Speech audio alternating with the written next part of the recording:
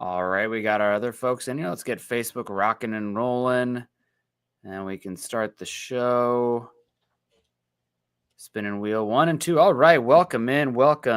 It is December the 4th. It's Wednesday morning. It's time for an episode of Broncos for Breakfast. I am Nick Kendell, and joined by, as always, on these Monday and Wednesday morning shows, typically Tuesday yesterday, but Scott Kennedy. Scott, how you doing? You said it was cold down there in Atlanta. What's going on? 23 degrees this morning in the South. Oh. That's cold no matter what. It's cold for December 4th. That's cold for any time in the South. I mean, it hits that, but not real often, and it'll be mid-50s today. It'll be gorgeous this afternoon, but a little chilly down here in the ATL. How do the pets handle the cold? I know you got the animals out there. My dog, anytime he touches frosted grass at all, he loses his mind. It's like the most exciting thing in the world. Don't even get me started with snow, but frosted grass. There we got there. Absolutely loves it. Loves the cold. My big German Shepherd loves it. Doesn't, I mean, he's double coated, and I mean, he's got pillows and cotton balls that just fall off him all the time. But we rescued 2 Chihuahua mixes, and they've got big parkas. It hit 70 degrees, and they started shivering. Yeah. Like, oh God, what did we do? So they have, yes, we have parkas for our dogs. And my cat, he tries to bring you blankets literally to put on you so that way he can sit on your lap when it gets below 50 degrees. And especially when the sun disappears, they're chasing those sunspots. But yeah, no, it's been 35, 33 here out, which you think Seattle would be really cold being in the north, but we're sea level and we have a lot of Pacific air blasting in. So we rarely ever get below freezing, but we've been teetering that this week. So hopefully a little bit more stable. It's not been raining for about a week, which is a godsend because nothing is worse than it being cold, damp, dark, and you have to walk the dog and bring him inside, and he's just dirty, soaked no matter what you do. So it's been a good time, and it's good time out here in Broncos country. Denver sitting here at 8-5, coming off of the just unbelievable game against the Browns. I know a lot of people, like your general observer, like that game. I kind of am with you, Scott. I mean, it was entertaining in a sense that chaos and Big 12 football in its heyday was fun, but it didn't really feel like there was as much strategy involved in the game, right? It's whoever gets the ball last is going to win. I kind of like a little bit more of a pitcher's duel. It doesn't have to be, 4-2 with safeties going on there, but something like 20-17 where the possessions really matter. But it wasn't good football. And, it was a lot of mistakes. You're taking blown coverages, sloppy, poor passes, poor decisions. I mean, that's okay. It's good to win, but it wasn't good, clean football. It was a entertaining game, but it wasn't necessarily good football, if that makes any sense. And again, and this is what you got to love about the Denver Broncos. A coach will say the same thing. Sean Payton will tell you the same thing. There's things out there that drove him absolutely batty. I promise you. Oh yeah. That he's like, this is bad. This is bad. This is bad. I promise you. That's what he spent the last 48 hours doing. But it's okay to do that. It's a hell of a lot more fun to do that when you're winning, because you've got other aspects and assets of your team that are picking up the slack when somebody else falls off. Okay, Bo Nix had a couple of picks and was 50% passing. That's okay. And, and again, it seemed like what was really cool about this game. It seemed like whoever made the mistake made up for it. Bo Nix throws an interception. Okay, well, I'll just throw a 93-yard record-setting touchdown pass instead. Okay, I'm giving up 220 yards to Jerry Jeudy. That's all right. We'll throw in a couple of pick sixes. We will totally redeem ourselves. So that was what was interesting. And again, the mental toughness, something that we've used as a theme before for the teams we're watching. The mental toughness of this team, they believe they're going to win these games. Yeah, and certainly that was as you mentioned, it was a sloppy game. It was, but it's good to come out on top in a slop fest, and you did just enough, not making as many mistakes, not the back-breaking mistakes, to win the game. Now, there's plenty to clean up on, but man, it sure feels a lot good of a sigh of relief after that kind of game. Okay, well, we survived. We endured, we survived, and whether that was this team taking a step forward, is there a little bit of luck? It's probably a little bit of column A, column B, but it's nice to have it fall on your side in that kind of game, and every team has that. Some teams more than the others, Kansas City Chiefs. But that's okay. That's the NFL, and you still end up winning by more than one possession. So it's even in hindsight, maybe not super duper fluky. Granted, 2 pick sixes, maybe a little fluky, but really good to come out with a dub. Yeah, and it's good to get into those kind of games because winning sloppy, that's going to be needed. You're going to have to in order to get to where you want to go, because you will inevitably run into some weather, right? Denver Broncos, right? Buffalo Bills, Kansas City. You will run into some weather, which will turn the game sloppy, and you need to know how to win in different ways.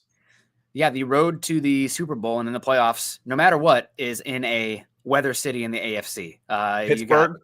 Pittsburgh, let's say Baltimore ends up winning the division too. They're up there. The Chiefs have already clinched a spot. They're going to win the division. Bills are going to clinch the division here soon. It's weather. It's why did Dan Fouts and the Chargers never win? Yeah. I watched them go to Cincinnati and Dan Marino. Dan Marino and the Dolphins. I watched them go to Cincinnati when I was a kid. Pittsburgh Steelers won the Super Bowl that year. The Chargers just blew out the Steelers during the regular season that year. And I'm like, all right, finally, someone's going to beat the Steelers. I'm really young. I don't know any better. I'm like 8 or 9 years old. The Chargers go to Cincinnati, and it was like -10. And the Bengals beat the Chargers and then get their asses beat by Pittsburgh, and Pittsburgh goes on to win the Super Bowl. I'm like, all right, I like that Charger team. The passing game was fun when I was 8 or 9 years old. Was the quarterback Ken Anderson? I don't know the probably. It was before Boomer. Yeah. Okay. Ken Anderson went to the college that I went to, small liberal arts college on the Mississippi River, Augustana College. So Ken Anderson, legend, Augustana Viking. Shout out to him. Good guy. Rob Bucksbaum coming in here, also a good guy. $9.99 super chat, getting us rolling here on the YouTube side of things. Thank you so much, Rob. I know that Black Friday passed, with Cyber Monday, whatever you want to call it, and you are still out here supporting us and on a show that hopefully people are enjoying today. If you got any specific questions about the team building process, the offseason, et cetera, let us know. But we got Rob coming in saying, morning, the best MHH team. Oh, you're too nice, Rob. We appreciate that. They're all good. Offseason plan, re-sign Bowles and Benito, sign Godwin, wide receiver, Tampa Bay, draft Janty or round 2 wide receiver, stud wide receiver, tight end, round 1, and then Caleb Johnson, round 2. Finish the draft with depth. Thoughts? I really like the first part of this. I've been banging this drum as well. We'll see what happens with Godwin. Will the Buccaneers let him walk? I don't know what their cap situation is. It doesn't seem like it's a foregone conclusion that he's going to be back. And if he hits the market, I think he's going to get a pretty good payday. Bookie.com, not sponsored the pod, but I believe that's who it was, had Denver as the 3rd best odds to sign Chris Godwin this offseason, behind the Raiders and the Panthers, I believe, are the 2 teams ahead of them. But yeah, Denver could certainly use a player like Godwin. Also, I'm totally with you. Re-sign Bowles and Benito as well. And heck, I'll throw in a 3rd one for you. I would love to get Zach Allen inked up as well for a 3rd contract a year prior to him hitting free agency and extension wise. Maybe you can save 10% against him with that. But yeah, you have a lot of really good players that are going to be free agents come 2026, and not sure. Denver has really wealthy owners, and you have not a lot on the books going forward. So you have the ability to sign some guys, but I would love to re-sign Bowles and Benito and Zach Allen as well. Chris Godwin carries a $19 million dead cap hit with the Tampa Bay Buccaneers next year because of void years. If there's anything I want to see gotten rid of, is void years. Mm-hmm. That's just, I don't like it. Yeah. Benito, you got some time. He's still under contract, so you've got some time. And if he keeps playing like this, you could put the franchise tag on him, and that would, nobody likes the franchise tag, but it also gives you an extension to negotiate more contract time. So, you've got control of him for at least 18 months or so. Well, he's not a free agent until after you have he's only entering his end of his 3rd year. So you'd have him under contract for his 4th year next year, and then it's free agency. So it's kind of the perspective of, right. You had Quinn Miners for a whole nother year. You had Patrick Surtain for a whole nother year. Get it done early. That's what this staff is looking like they're trying to do right now. Right. So you don't have to do that this offseason. No, you don't. You don't. That's what I'm saying. You don't have to do that. So he's under contract for another year. Bowles is a free agent. We'll see what happens with him. We've speculated on that for 2 years now, because he's got a very negotiable contract. You know, when you're entering the season, you see guys with 20 on the cap and 3 dead cap, you're like, okay, that's maneuverable right there. And it just surprised me that he wasn't either traded or extended. So most guys do not hit non-guaranteed money years like that. You know, I mean, that was the big problem with Sutton. Sutton didn't want to play on non-guaranteed money, and quietly they ended up extending him later anyway and paying him all that in a signing bonus after all of that nonsense that went on this summer. Michael Ronquillo coming in with some big boy stars. This is 5,000 stars. That's the most stars we've seen in a long time. And naturally, it's coming from Michael Ronquillo. It's coming from Mike. Appreciate you, Michael. Happy holidays. Hope you have a good one. Happy December to you. Hopefully not too crazy out there in Walmart land for Black Friday, Cyber Monday. I don't think it's like what it used to be, but appreciate you coming in and saying hello. Always good to see you. I think we also had another super chat. Nope, we got them both highlighted here. Saw somebody come in and comment why the obsession with, here we go, run it back. Why the obsession with Chris Godwin? Dude just destroyed his ankle. Most likely won't be the same player when he comes back. My understanding is that the ankle was not severe enough that if Buccaneers make it to the playoffs and make a run in the playoffs, he might even be back. So what does that say about his ability to be back come September, right? If he's going to be able to play in January, end of December, then he's probably going to be okay come a full off season. It wasn't a ligament issue, from my understanding, or long-term, not a knee issue. The big issue with Godwin is the hamstrings. He's had, I think, 3 hamstring issues that have led to injuries with him long-term. But why Godwin? I mean, he is a veteran player. The Broncos have money to spend, and he's completely different than the wide receivers you have on the roster right now. He would kind of like fill out the variety of skill sets. You got Vele, who's like kind of your Sutton insurance as a big X, can do some Z work as well. Sutton's obviously your X press beater on the perimeter. You have a speed kind of gadget guy, the Brandon Cooks role, if you will, with Mims. And you also have a field stretcher in Franklin. Where's your underneath slot guy who can do some yak stuff and be a great blocker? Essentially, Godwin could come in and do what little Jordan Humphrey's been doing, who's been getting a lot of underneath stuff. And before the injury, Godwin was like number 1 in the NFL in yak yards, one of the best receptions, yards per route run, or yards after the catch, just all those, a bunch of stats. He was great. So he'd be incredible for Denver in that Z in the slot. And again, you have money to spend. First and foremost would be bringing back Bowles in my book. Joey says he's still not on the Bowles train.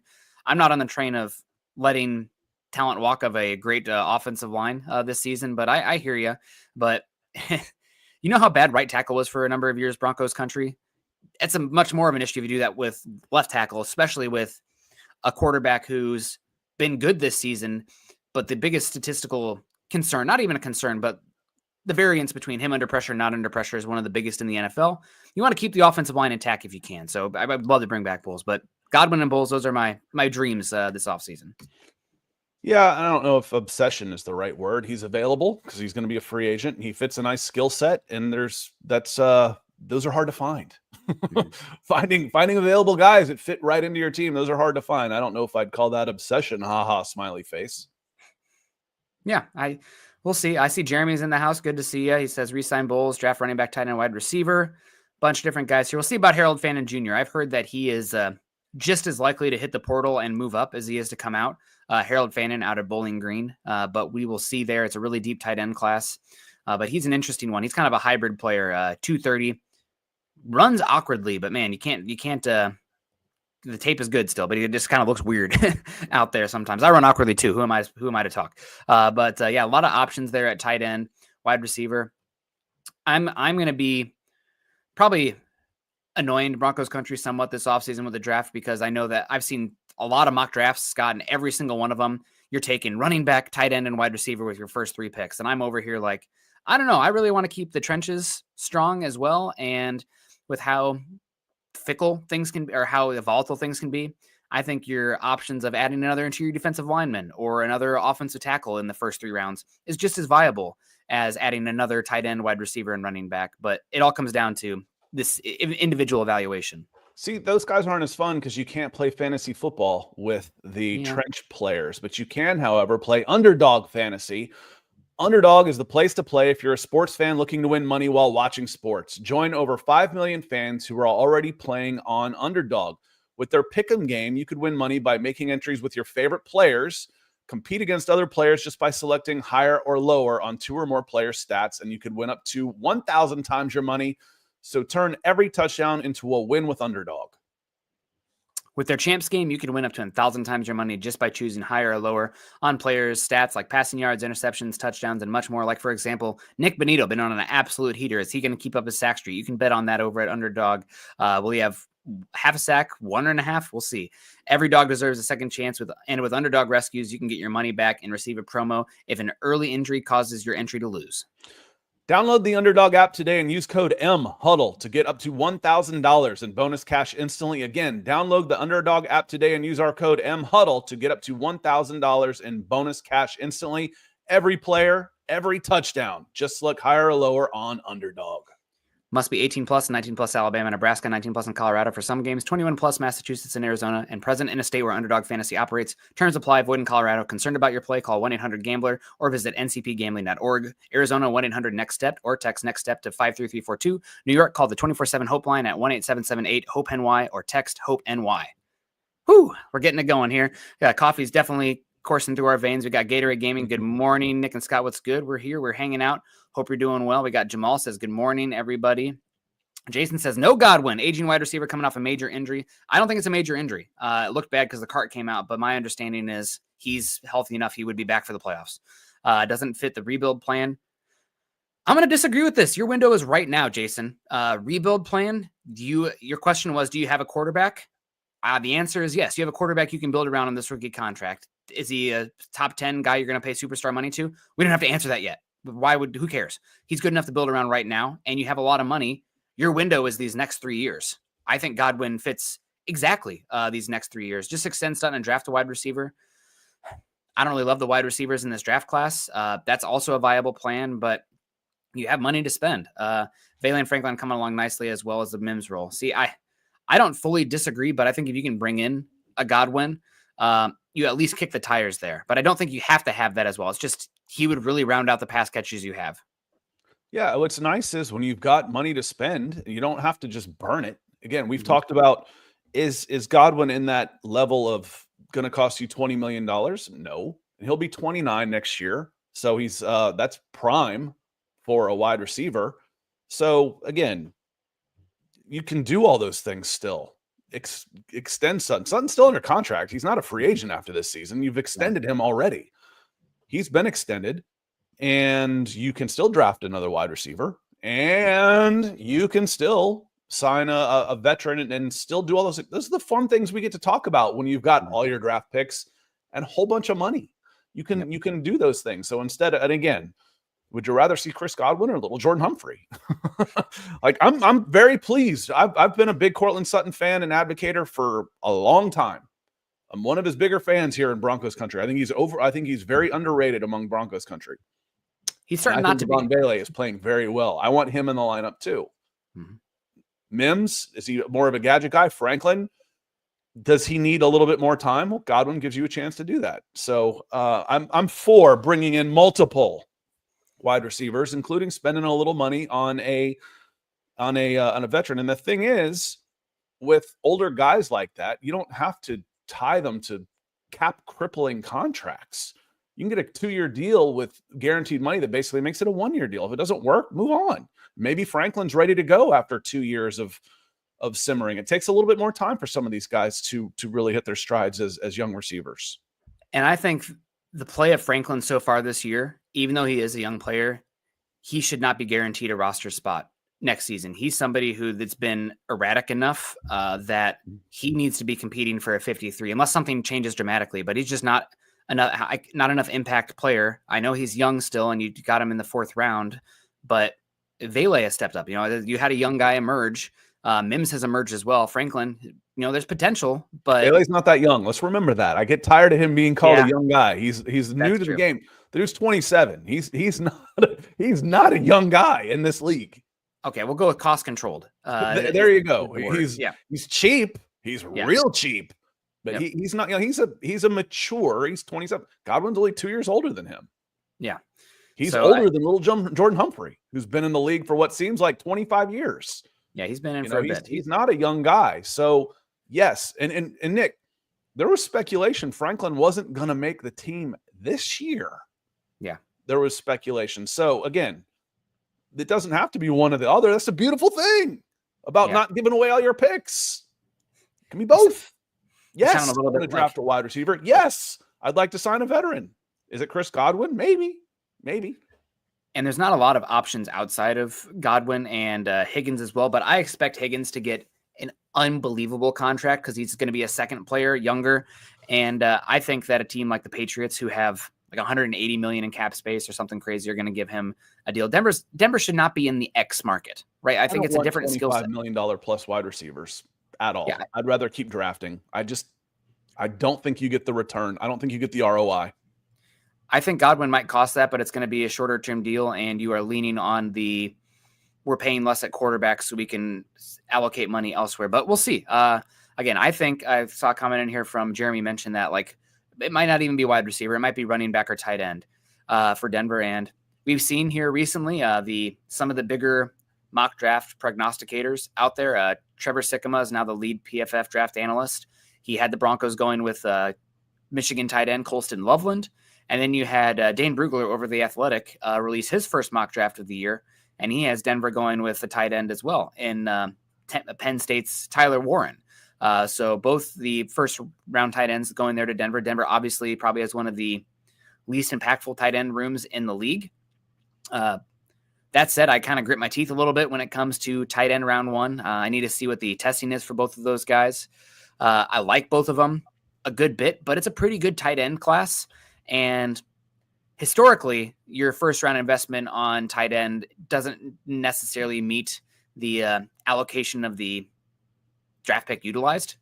You have Brock Bowers obviously changing things, but I mean, that's very much an outlier, and he's playing as much slot and wide receiver reps as he is tight end. So I don't think there's not a Brock Bowers. All the tight ends do.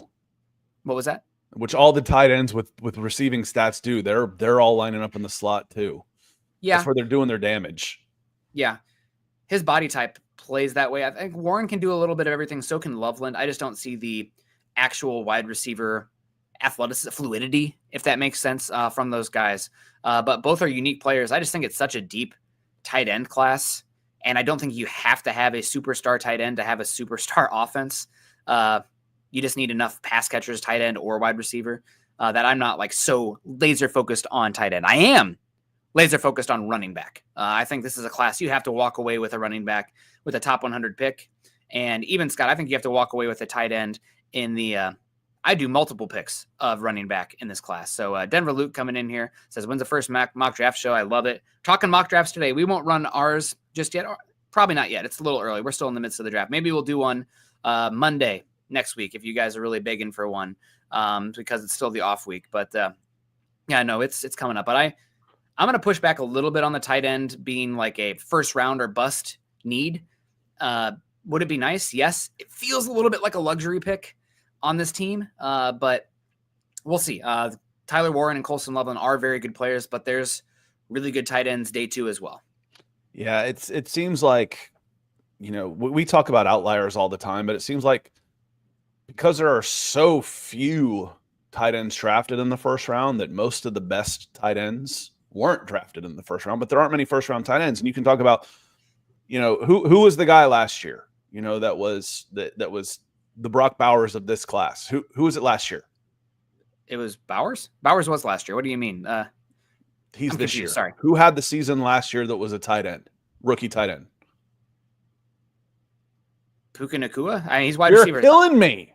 Puka Nacua is not a tight end. But he plays kind of a dig tight end role out there. I'm losing it here, Scott. I don't know who you're talking about. Let me give you a hint. He went to Iowa. Sam Laporta. My goodness. Yeah. Go Hawks. Yep. Let me give you a hint. See if it rings a bell. He went to Iowa. Sit up for us, Nick. Show us your shirt. He went to Iowa. Sam Laporta was playing like a first-round guy. Okay, going back to the year over year, well, it's slowed down for him considerably this year. He's pacing for less yardage and less touchdowns. Is that still worth a first-round pick? I don't know, but you got him Wasn't on a day first 2. And Yeah. it seems like, George Kittle wasn't a first round. And again, we talk about with a small enough sample size, you can prove anything. Yes, well, this quarterback was a 5th rounder. Yeah, but most of the good ones are first rounders. It's just the higher percentage definitely are. With tight ends, not so much. So, unless you had a Brock Bowers coming out, I don't want to go first round in the tight end. Wide receiver, I can absolutely see. I want to keep drafting wide receivers. I look at wide receivers like quarterbacks now, the way they're getting paid. I'd rather have a highly skilled, highly productive wide receiver for 4 years and trade him for another first round pick than pay a second contract of $30 million. Yep. And just going through the list, total EPA of tight ends this season, out of the top 10 guys, only a singular one was a first-round pick. Brock Bowers is number 1 in the league, but you got George Kittle, 5th-round pick. Jonnu Smith, I believe, 3rd. Trey McBride, 2nd. Travis Kelce, I believe, 3rd. Mark Andrews might have been 4th. Hunter Henry, I think, 2nd. Ertz might have been a 2nd. Tucker Kraft, 3rd. Cole Kmet, 2nd. Cade Otton was a 4th-round pick. There's your 11th. You do have Dalton Kincaid and then Kyle Pitts, 12 and 13. But, I mean, you're talking about not only – if Pitts is 13 overall, what does that say about the general tight end position output overall, right? Like, it's not a – position. And you go through those teams, I mean, out of those top tight ends, where are they at in terms of the best offenses in football, EPA wise? They're fine, but not most of them not elite. So it would be great to get a tight end, Scott. I'm not saying totally outright dismiss Tyler Warren or Colston Loveland, but I don't think it's as much as oh my God, every single mock has to be a tight end or Ashton Genty for the Broncos. So The we'll see Broncos how have spent on tight ends. They're not afraid to put some premium resources into a tight end. You've used a 1st, a 5th, and a 3rd in the last, 7 years? Yes. How long has Noah Fant been in the league? He was a 1st, Noah Fant, and then 2019. Okwebanam, and then a 3rd-round pick is a premium pick for a non-premium position. So in a tight end, it didn't work overall. out. So Those, I can go day 2. Scott. Rank the needs for Broncos in these 3 positions, Keith. Running back, tight end, wide receiver. Thank you. Rank the needs. Running back is number 1. Luckily, it's the one that's going to be the easiest to fill. But right now, you kind of don't have any running back. I mean, you're trying to survive right now at the position. We'll see what happens with the estimate down the stretch. Jaleel McLaughlin is a good, useful piece, but obviously Denver's doing everything they can to find other options than McLaughlin. I don't think they trust him to carry a large volume / in pass protection. And this is a incredible running back draft class. Obviously, Ashton Genty, I think he's going to end up going top 15. I know Dane Brugler and Robert Mays on The Athletic talked about, like, if Ashton Genty fell, he wouldn't be surprised at all if the Commanders or the Broncos made a move up for a running back. That kind of makes me a little sick to my stomach in such a deep running back class to move up for a running back when you're going to have to give up, your 1st and your 2nd, or your 1st and a 3rd and a future 4th or something to go up 5 spots, 10 spots to go get a running back.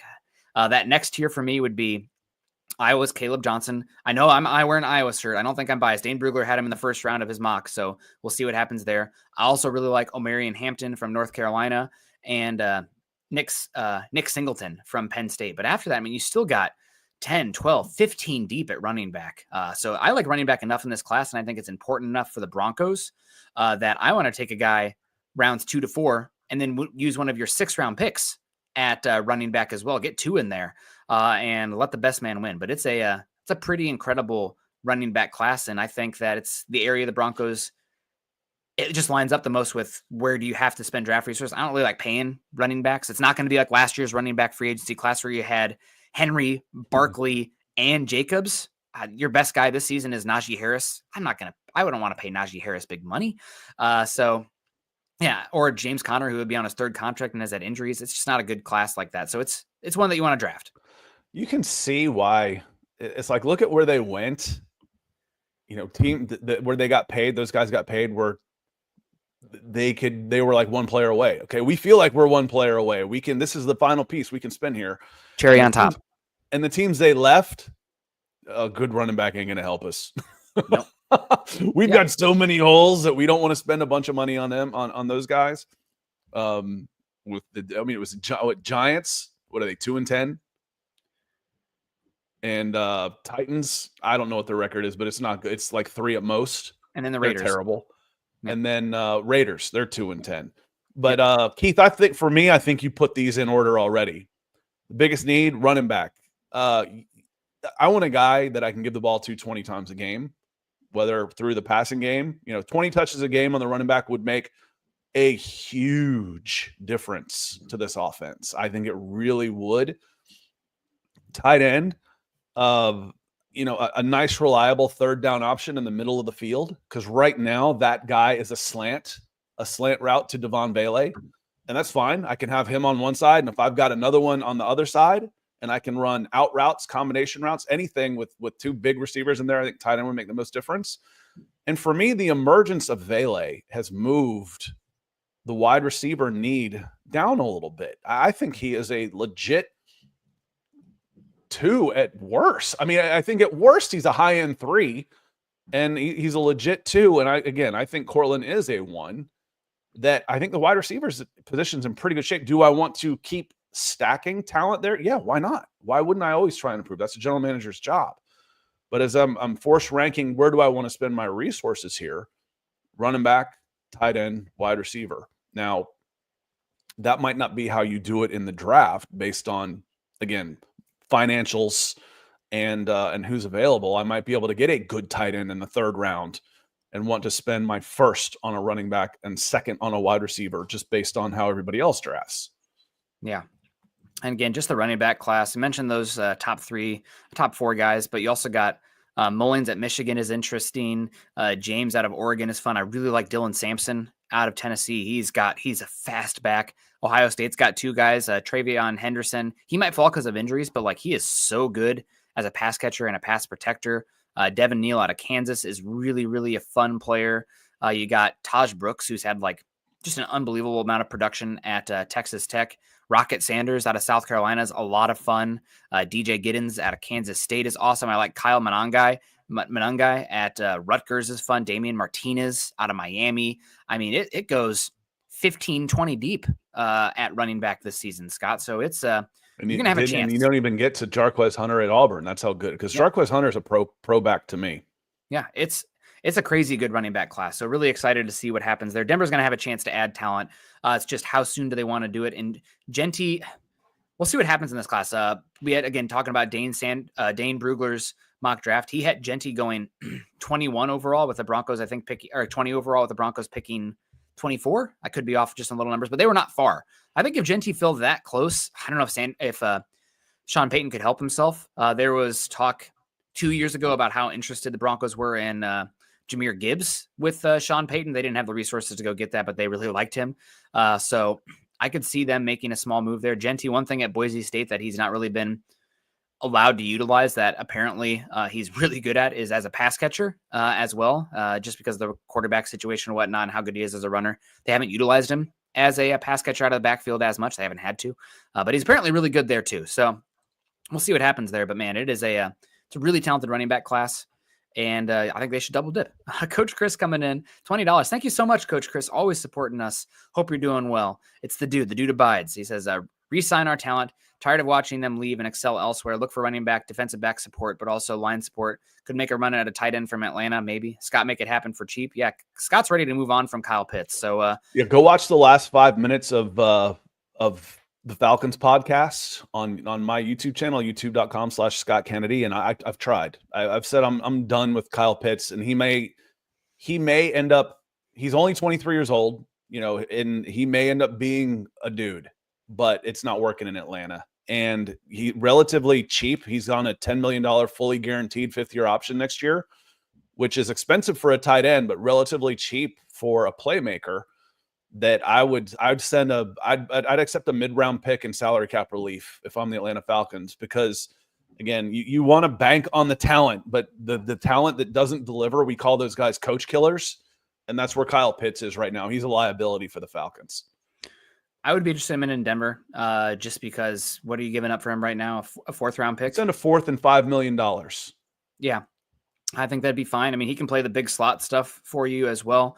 Granted, it's more of the seam stretching stuff, but I think Sean Payton could find a role for him as well. The question more so is Kyle Pitts okay not being a total featured kind of guy? Like, where's his head at as far as, if you're little bit more of a game-by-game matchup piece versus a feature piece of the offense, because that's where you're at. Outside of Cortland Sutton, who's getting the targets, the other guys on this Broncos passing game are game-by-game situational features, which is a key tenet of how Sean Payton's utilized his offense. Which is the mentality. Yep. So where are you at in that kind of thing? So we'll see. And I'm with Coach Chris as well. We talked about Godwin. We can talk about other area spending at wide receiver. Not a very good wide receiver free agency class. Not a good free agents or not a good wide receiver draft class, in my opinion, as well, on the whole. But I think Denver's best resource allocation this season is going to be retaining their own talent.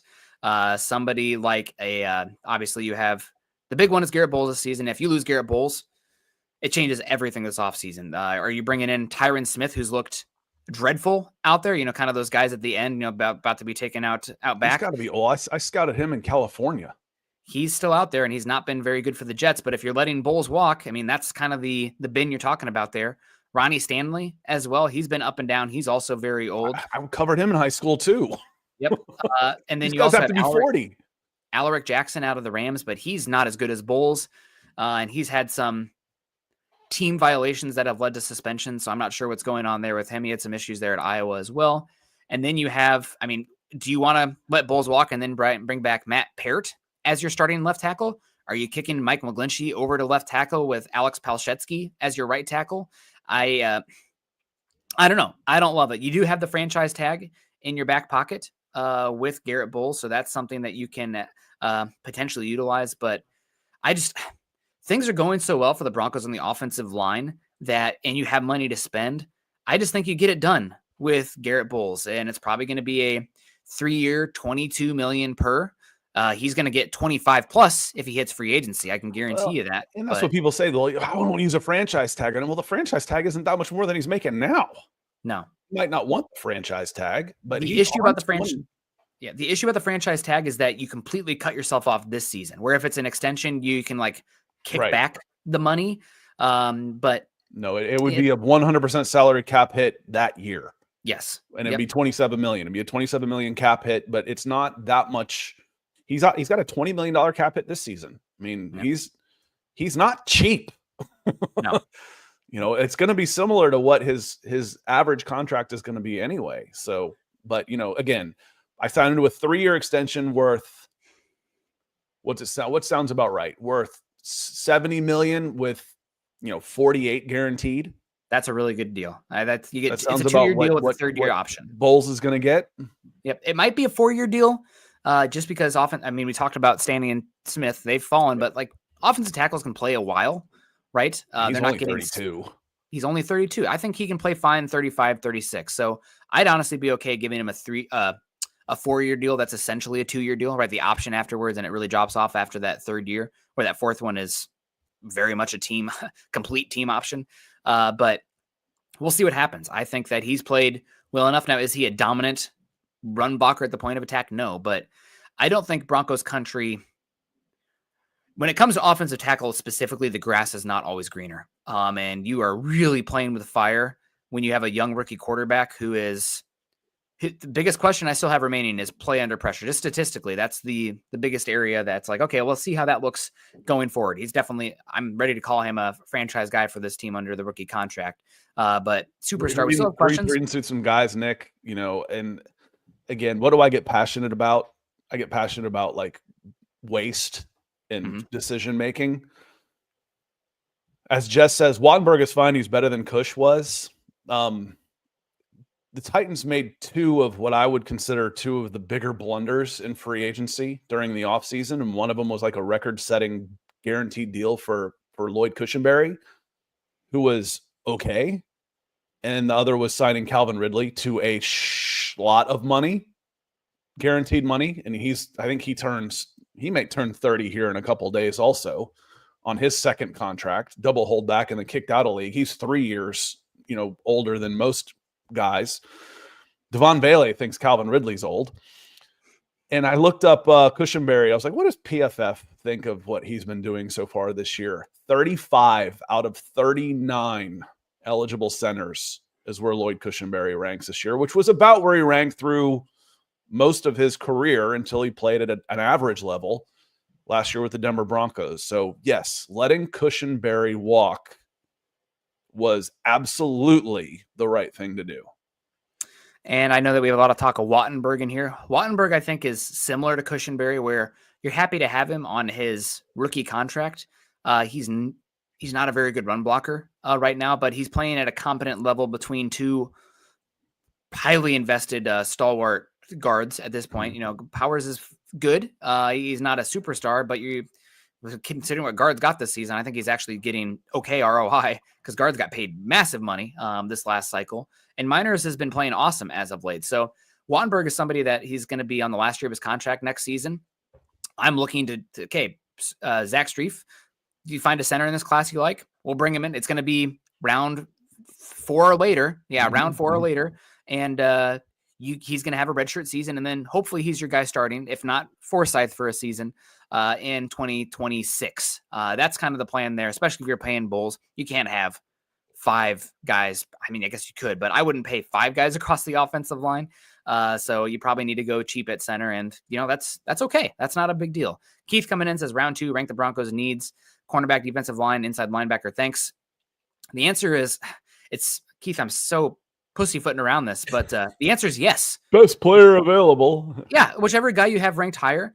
And honestly, right now, as it stands, I'm very much on the defensive. Everyone drink. I'm very much on the defensive line, round 1 for Denver. DJ Jones, we haven't talked about him yet, but he's a integral part of this defense right now. He's getting a lot, and he's going to be a free agent. Mm-hmm. And am I going to want to pay DJ Jones a 2 or 3 year contract that could potentially eat into the pie for Benito / Allen?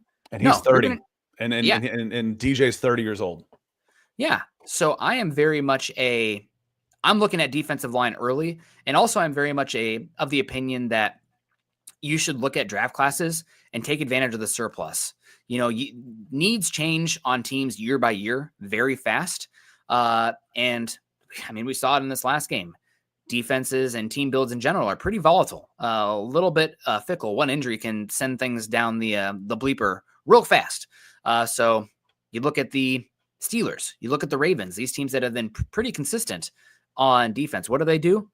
Constantly put top 100 picks on the defensive line. Sometimes it doesn't work. Falcons, sorry. But you want to, they use a lot of top 100. They've used a lot of top 100 picks. They've just been on a horrible run there. But anyway, I'd be looking for the Broncos to utilize potentially a first-round pick on the defensive line in this one. The other point to that is we've seen kind of what it looks like when Zach Allen isn't playing at 100%. And also he's played like 150 more snaps than any other interior defensive lineman in football this season. That to me screams not sustainable. I don't think you can do that. So I'm looking to invest into the defensive line again, if possible, in the upcoming draft. It doesn't have to be a first-round pick, but man, to me, the value of where Denver's going to be picking is going to be an interior defensive lineman there. You got Kenneth Grant, who could be down there. You got Walter Nolan, Kenneth Grant from Michigan. You got Walter Nolan from Ole Miss. You got Shamar Stewart, who's kind of an inside-outside player from Texas A&M. He could rocket up into the top 5 based on his combine, Scott. You have,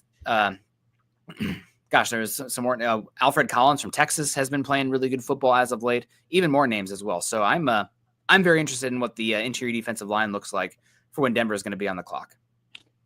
I'll put it in a tweet version.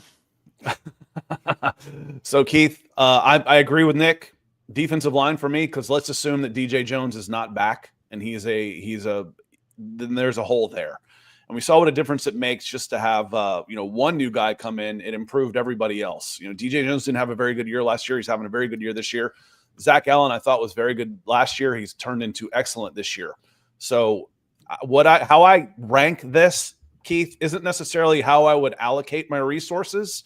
But if I took a plus player and took what I have on the roster next year and plugged them in at defensive line or inside linebacker or cornerback, which one makes the biggest impact for that particular team? And for me right now, it would be it would go back to front.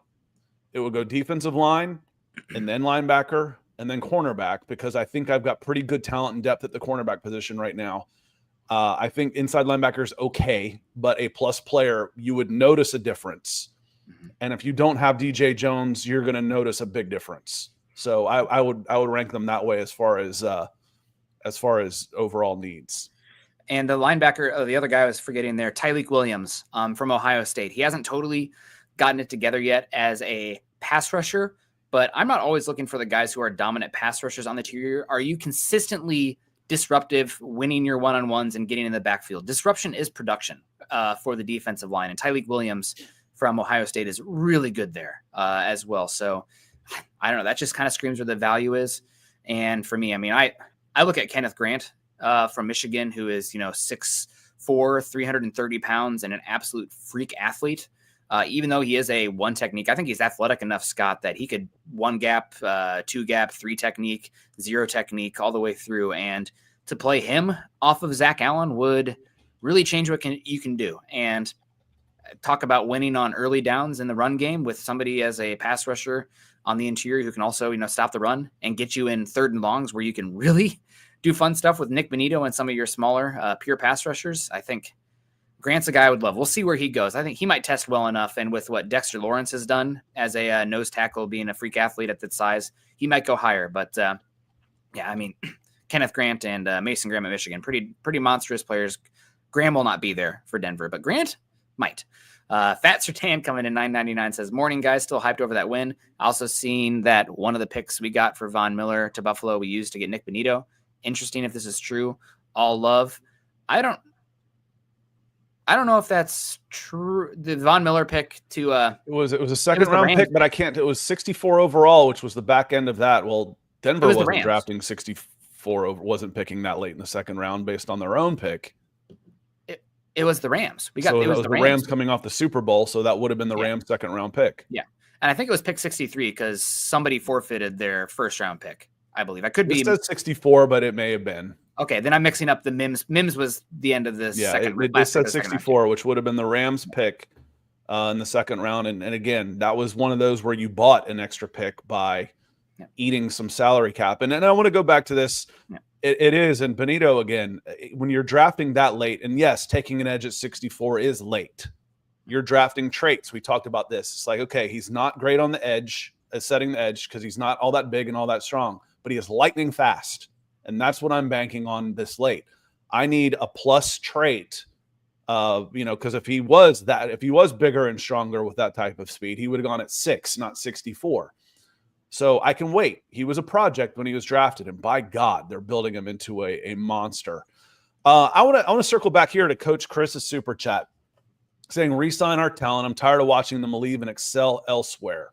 Let's look at a couple of the moves that have happened, and like which ones of the players that have left, would you regret leaving? I mean, a second and third for Vaughn for that team where they were going, I thought was good value. I thought that was the right move to make. A first-round pick for Bradley Chubb, I thought that was a good move to make, and I think hindsight has been good to you on that one. Those are two of them. Lloyd Cushenberry was allowed to walk. I think that was an excellent move to make. Tim Patrick, okay. What's interesting is, we talk about a little LJ, little Jordan Humphrey. You chose him over Tim Patrick, and I didn't see it that way at the time, Nick. Because at the time, I was surprised that the Broncos kept 4 running backs. And the fourth one was the undrafted free agent, I can't even remember his name, that was since waived and re-signed to the practice squad. Blake Watson. Watson was on the 53. He took Tim Patrick's spot. But if it comes down to, would you rather have Vele or Tim Patrick or, Franklin? Yeah, but who really has left and truly excelled to the point where you're like, I can't believe we let that guy walk? I mean, it's been a while. Shaq Barrett stands out. There's a long time ago. That's before this is our 4th or 5th season together, and that was before me. I mean, if you say Jerry Jeudy, I would disagree.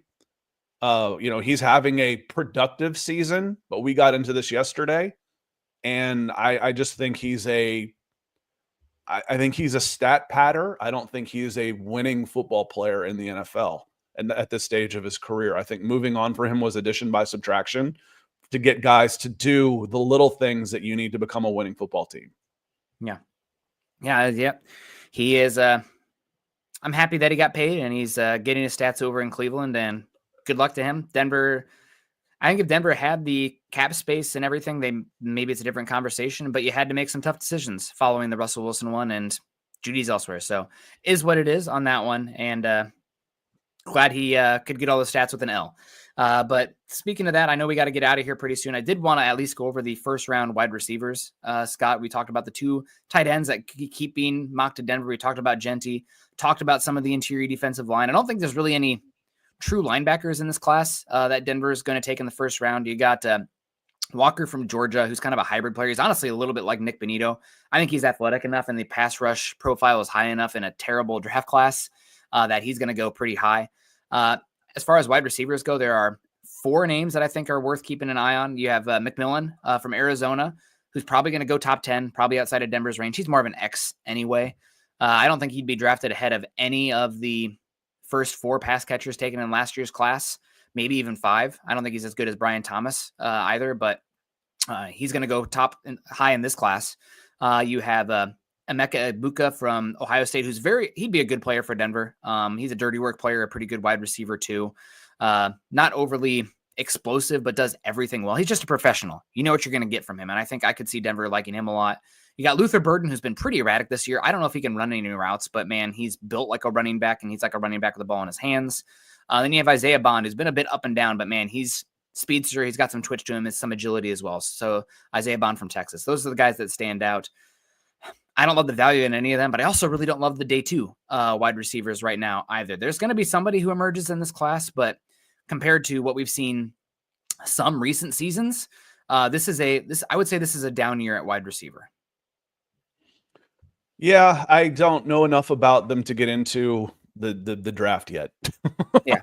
Just plain and simple. When you start going into draft, I start researching David Youngkin's question, which is, okay, who gets paid first? Who are your 2 main candidates for contracts right now? Bowles, and then you're talking about resigning and Benito. That's probably after the draft. And Allen, which Allen could happen at any point. There's a good shout. Yeah, there's a good shout. Zach Allen, what's his deal look like? And I feel like he's extended. He's getting well paid right now. Mm-hmm. I mean, he's got a $20 million cap hit in 2025. But he is also an undrafted free agent. He's going into a free agent year in 2025 at 28 years old. And he's got some void years also, which I just hate. Makes it confusing. And it also means you got a $12 million dead cap hit for a guy who's not on your roster and through no fault of your own. You just extended him. I don't really understand why they allow those. Anyway, he is absolutely in line for some sort of extension as well. I want him being a Bronco at least until he's 32 years old. A sneaky one that you could talk about, and he's under contract for a little bit, and they're not all that expensive, but it's Brandon Jones.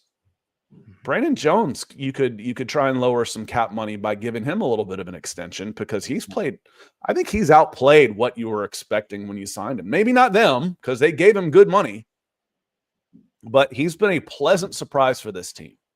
Yep, absolutely. And final one I want to talk about here, Scott, so your eyes can glaze over here, but why Nick banging the drum so much on keeping Garrett Bowles? This is a pretty bad offensive tackle class. Last year was the year if you wanted an offensive tackle, kind of like quarterback, kind of like wide receiver. This is going to be a defensive heavy class, and also good running back and tight ends. Just after the first 8 picks, then picks 9 through 60 could go any which way. It's going to be a lot of the better draft prognosticators, people with irons in the fire in the league, have said that this is going to be one of the more chaotic draft classes, with boards being every which way, because it's lacking talent. Really, there's going to be a lot of very few first round grades and a lot of day 3 grades. So you're really on your scouting department to find those guys, and as much develop those guys as well. But your top offensive tackles, Denver probably won't have a chance at the top ones here. You have Will Campbell out of LSU, who some think he's better at a guard. He has some issues with length, plays a little bit of upright as well. You got Kelvin Banks out of Texas, who a lot of people also think is a guard, plays a little short, has some questions about the anchor strength. You have Ursery out of Minnesota, who is massive and moves really well, but his hands are every which way. Got some issues there. You have Connolly out of Oregon, who I have some questions about the anchor. I think he's high floor, but he's a good athlete. He's just a little small, not very strong. You have Simmons at Ohio State, who got hurt early, had some really good tape, but he only had like 5 good games against some pretty bad edge rushers. Those are guys that stand out. And Cameron Williams out of Texas, which it'd be great if he came back to school because he's really erratic, but he's got such a great physical profile, and his tackle class is so bad that it might be a miscalculation by him not to come out, because he's probably going to get taken in the first round just based on tools and desperation at the position. Denver has a tackle on their roster that is probably already here, but 1 in the hand's better than 2 in the bush.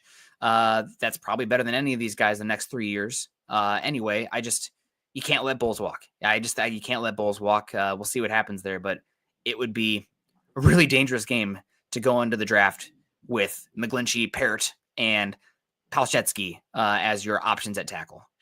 Yeah, and it might not be up to the Broncos. If he's got his heart set on leaving, he has earned that right by playing out his contract. It is up to the Broncos because they have the tag. They have the franchise tag on there, yeah. Yeah. So, yeah. Yeah, and again, franchise tag isn't crazy for Garrett Bowles because it's just not that much more than he's already making. And it could be one of those things where you placed it on him, you were working on a contract, you're like, okay, if one comes in the draft that we love, that we then have a transition plan, because that's what this class is, it's developmental, then you take a guy and you have leverage. But let's say the draft comes like, wow, every single tackle that has any profile of the league of becoming a tackle is gone, or anybody that we like. Okay, Bulls, we're back at the table now. We can talk again. So you have flexibility in your window there with Garrett Bowles, but I can't see how you let him walk at this point. He's played so well this season. You have money to spend. The best thing you have on this team, I said it last night, the singular best thing that you do well on this team is your 5 across pass protection. That is your superpower as a team right now. Your man coverage stuff is great. Your best player isn't on the offensive line. Your pressure stuff is great. But what you do best is your 5 offensive line pass protection in concert with the offensive scheme and the quarterback. I wouldn't mess with that. We don't mess with Michael Ronquillo, who got us started with some huge stars and is closing us out with some stars again. He says, great show today, Nick and Scott on Broncos for breakfast. Go, Bo Broncos. Go, Michael. We will see you next week. I think we don't come back until Monday. So yep. It'll be a week off where we can start looking forward to who's up next. I've already forgot the Colts. Huge and I think they're off too. So we can't they've got some problems. We'll start looking into how do you shut down Anthony Richardson and Michael Pittman and Jonathan Taylor and the Colts, et cetera, et cetera. Yeah, the big week this week for the Broncos as far as watching some of your opponents, though. You have the Chargers-Chiefs Sunday Night Football at Arrowhead, so that'll be a big one. As much as it hurts to say, we probably are pulling for the Chiefs in that one. The Chargers had a little bit of voodoo this last week, too, beating the Falcons when they had maybe Kirk Cousins, double agent on that one. Goodness gracious. Yeah, the Chargers were poor. The Chargers did not look good. Yeah. They did not look like an upper tier AFC playoff team in that game. I could see, they'll rise to the challenge a little bit more against Kansas City, but I can see the Broncos passing the Chargers. I think they're better. I think their Broncos are a better team than the Chargers right now.